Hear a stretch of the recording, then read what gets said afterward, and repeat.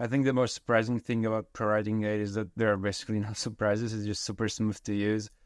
Everything makes sense, and obviously it doesn't replace learning how to write, but it's just a tool that just helps you along the way, and it's so easy, so seamless that there are basically no surprises. That was usually you have some issues with tools like that, and here I didn't have any basically.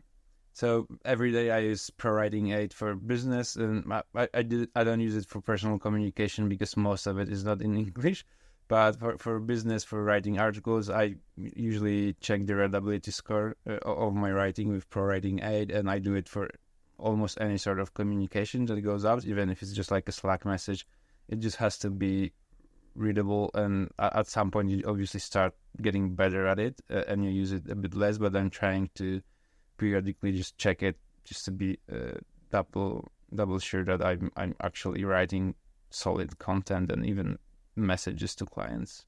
I chose ProWritingAid because they gave me full access to their tool before I was paying for it. So you have a very generous free offer, which is fully functional. You are only limited by 500 words limit on your documents, and while that sounds like not an issue, it actually is, because just checking things by fragments is not only time consuming, but it's just not perfect. You want to have the full overview for longer documents. So I think just the fact that it worked great, that it offered a fully functional trial, and it's basically free forever. So it's not even a trial, it's just free forever at those limits. So before ProWritingAid, in a way, I had nothing, but as most of us, I tried Grammarly, and that worked fine. But I was looking for something more sophisticated, and I guess ProWritingAid was that. It just offered a much broader set of features.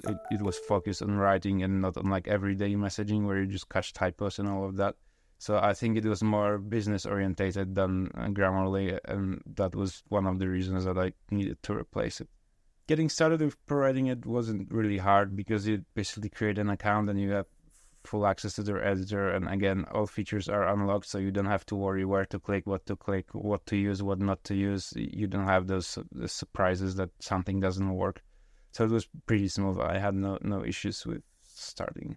I think my recommendation when you're starting or considering ProWritingAid would be to basically just use it as the free version for as long as you can. You have up to 500 words, and everything is unlocked, so just try it for a long period, and you will notice actually getting better at writing, and you'll notice that the tool is actually worth the money.